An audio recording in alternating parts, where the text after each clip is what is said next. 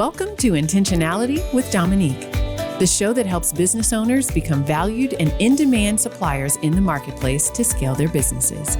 Let's start today's show with host and intentional connector, Dominique Simpson-Milton. Welcome to another episode of Intentionality, the show dedicated to increasing the success rate of entrepreneurs and their businesses by sharing the strategies and insights of successful suppliers. I'm Dominique Simpson-Milton, your host. Today's episode is brought to you by CVMSDC, also known as the Council. Now, in most cities, whether large or small, chambers of commerce are the heartbeat of thriving business communities. For CVMSDC, chambers are a smart business partner. Chambers bring local and national businesses to the table, while the Council ensures that suppliers bring inclusion to the table. Together, we can build a stronger economy. Today, we're excited to chat with Brian Anderson, President and CEO of the ChamberRVA, to explore leadership programs and better understand the value of chamber membership. Brian, welcome to the show. Thank you, Dominique. Great to be here. Yes, it is great to have you. I'm glad we were able to make this happen. Exactly. Yes, absolutely. So, Brian, for our audience, tell them what is the chamber? Because some people really don't know what a chamber is.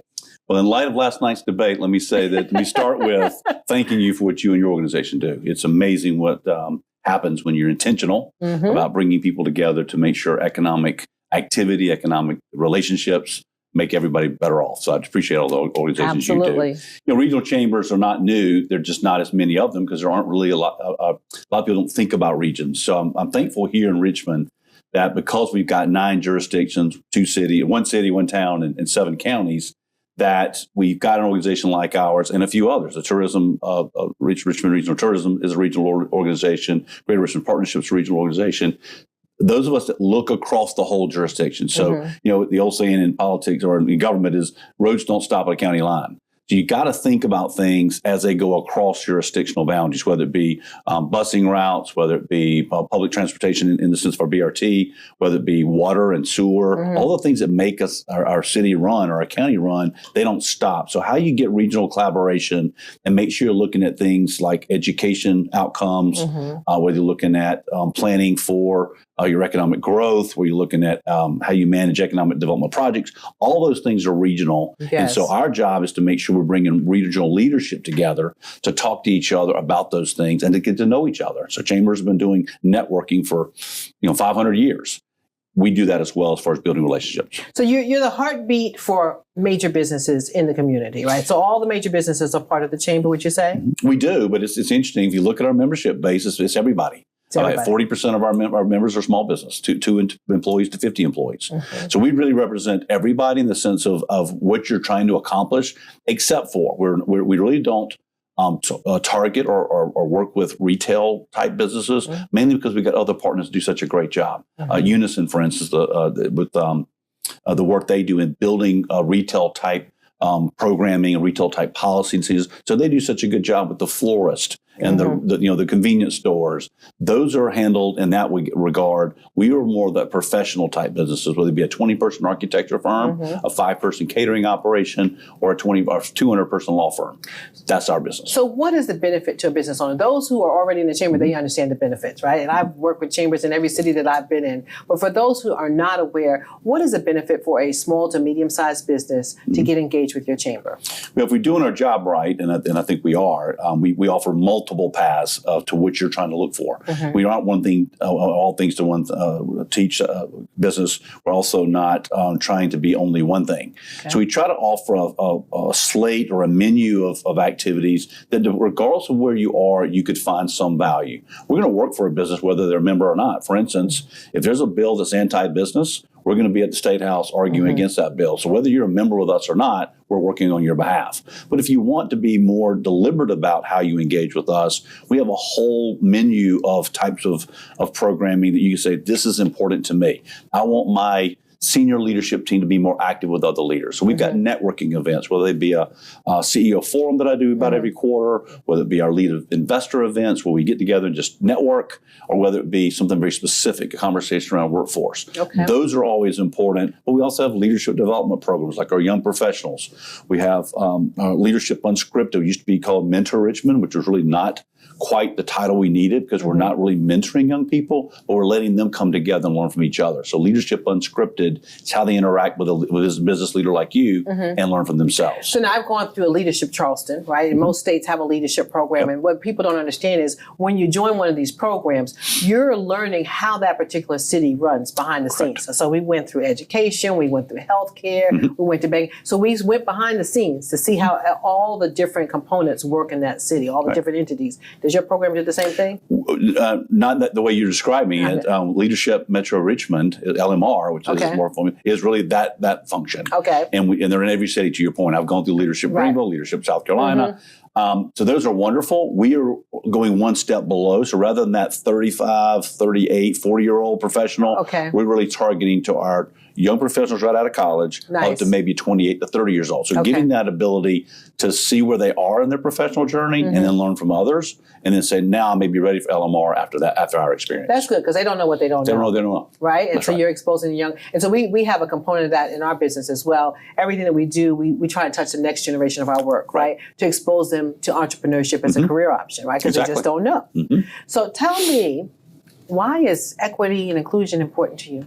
If you go before 2020, I think people would maybe talk about, it's one of my staff's definition, not mine. People talked about it from a moral imperative. It was the right thing to do.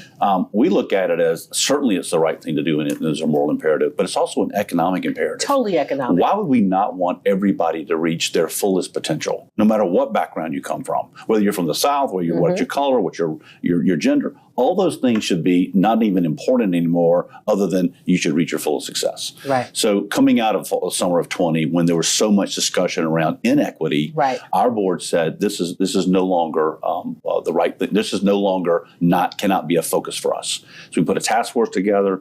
About 20 of our board members worked very hard for a year to say, what are the things we can affect? And we've been working on those for 4.5 years now. And I'm proud that boards are being better comprised. Yes. People within organizations are being looked at for mentoring and helping them move to the next level that may not have happened prior. So I think there's been this awakening that should have happened way long before now. But it's also, if you think about it, just pure economics and demographics, we got 30,000 jobs for every 10,000 people. So it's sort of like we all said, we have to make sure, if you're a business leader, you need every person you can to be on the team to help you grow, or you're not going to grow. You're going to reach a point where you can't grow because you don't have enough people to sell your product or make your widgets or whatever it is.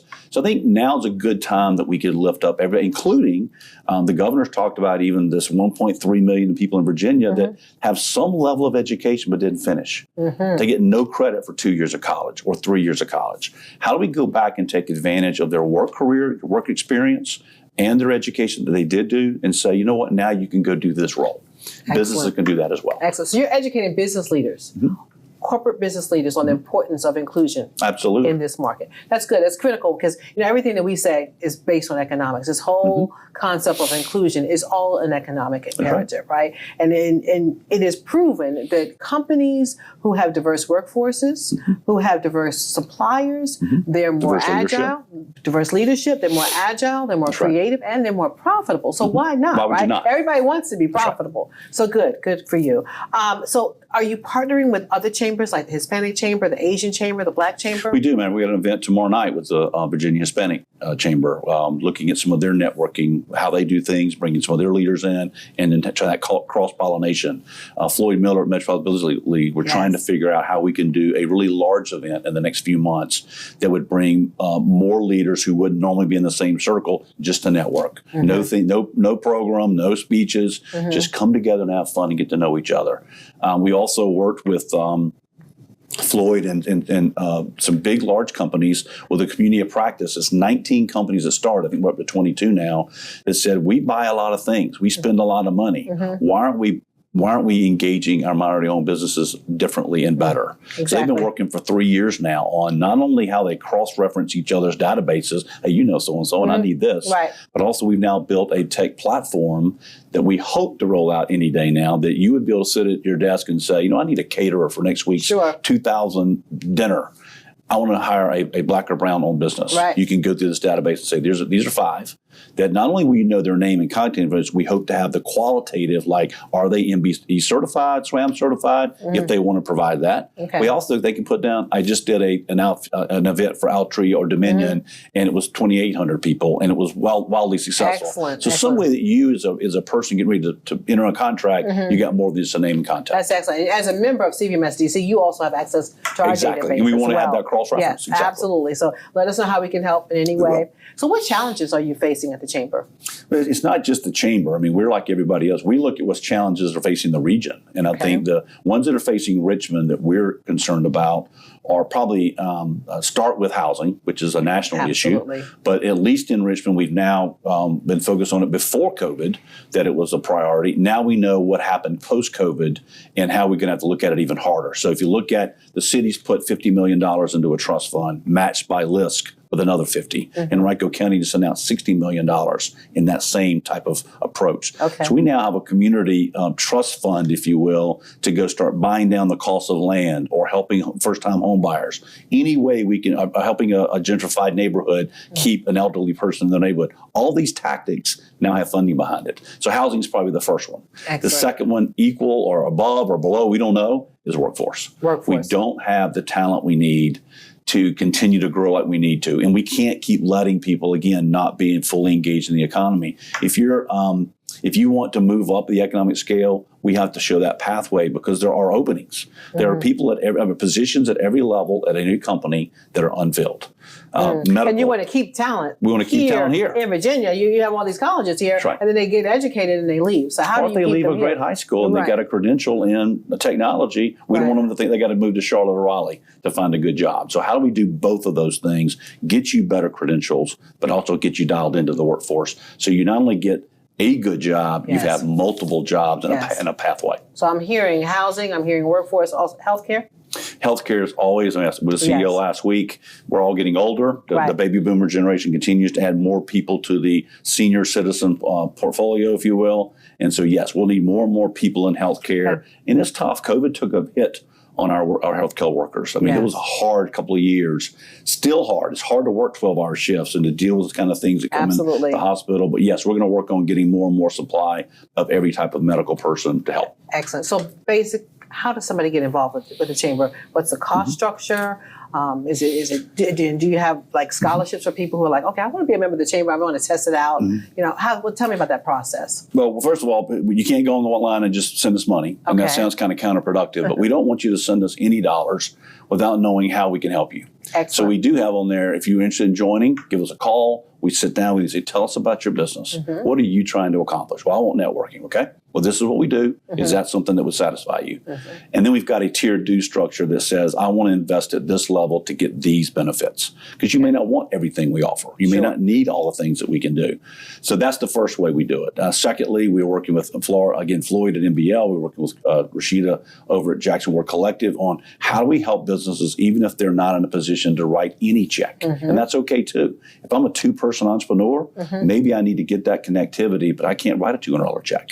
So we want to listen to you and find a way to get you there rather than talking about, well, pay $2.99 and we'll help you. But you do have scholarships if you need them. We have ways to help people. People don't understand. I tell people you have to step outside of your comfort zone every day to grow, right? And so you offer a different networking opportunity, a different group of individuals for people to come in and meet and network with, and you have networking events on a regular basis, right? So sometimes people aren't comfortable doing that, so they need to learn how to network. Talk about the importance of networking and how businesses. Do you have a favorite story of a I've got a couple. One was my first chamber. We had a new restaurant opening, and the equipment truck showed up real briefly, but their equipment was on the front of the truck with another restaurant's on the back. And he's like, I got to get open. So we went next door to another member, Walmart, and said, hey, can we use part of your dock? Unload this equipment so this restaurant can get open. They went, absolutely. So my membership engagement manager basically just on her own said, how do I help this business get open? They hadn't even joined. We were there to talk about a ribbon cutting. So that was one. Another would be probably another member, but it really wasn't just for him. Called me last session and said, Brian, there's a major bill going through that nobody's paying attention to that would have prevented subcontractors in the construction industry from getting paid the main contractor was not going to be held liable for downline payments. And he said, this is detrimental, but nobody's paying attention. Will you send a letter saying that you oppose this particular, and so I thought about it and said, well, nobody's really called me but this one. But when I read it, didn't sound right. So we decided to basically tell our Government Affairs Committee, we think this is important. We're going to send communication to the Speaker and to the Minority Leader that we oppose this, and if there's no issues. We did and didn't go anywhere. Excellent. So I think that's the way you have to be nimble and also be willing to take a little risk, because you can't always go through committee and say, does everybody agree? It looked wrong on its merits, and we said, let's make sure we protect our small businesses and not let them get hammered. Excellent. Great stories. So the Chamber's been around for 157 years. 1847. 1847. What changes have you seen, and where do you see the Chamber going in the future? Because obviously it's not going to operate the way it did in the past. I think, forever we've been the voice of business. Forever we've been the networking. We're really getting into issues that I don't think chambers 20 years ago would have ever thought. Political issues are just the first area of concern, where we'll get calls and say, well, businesses are against X. What's your position? Well, we have to be very careful, because everybody, we're so divided, so polarized and partisan, that we're very careful to reflect back to what is good for the business community. What's the best decision not political, for the business? but is it going to help you hire more people, going to help you make the wealth creation you're trying to do, or your shareholders? If we can do that, we navigate that better. But those types of issues are what really coming into the chamber of voice that are getting harder and harder to navigate. And then the second one, in our case, we're going to lead the regional workforce effort for the next 5 to 10 years. You don't change education quickly. And to tell business leaders it's going to take 2 years just to get the metrics right, they're like, oh no, I want it done yesterday. So getting them to think differently, that you can't turn a 100-year-old agrarian way of educating our young people overnight, but we've got to get into the game differently. Those are the things that keep me up at night. If you could fix the education piece, that's how about improve? I'm not sure fix is right now. You have to fix it, because if you're addressing it and you change the landscape here for education, that changes the whole economy, right? So exactly right. Thank you for being the pulse of this economy. Well, thank you. And I appreciate having you here. Well, so it was a pleasure. Yes, absolutely. So if you are interested in more information about ChamberRVA, visit ChamberRVA.com. Well, folks, that concludes today's episode of Intentionality. Be sure to join me for our next episode. And remember that you must always, always remain intentional to gain knowledge, skills, and connections so we can grow and thrive in business. I'm Dominique Simpson-Milton, and I will see you next time. This has been another episode of Intentionality with Dominique, brought to you by the CVMSDC. For more information, please visit cvmsdc.org.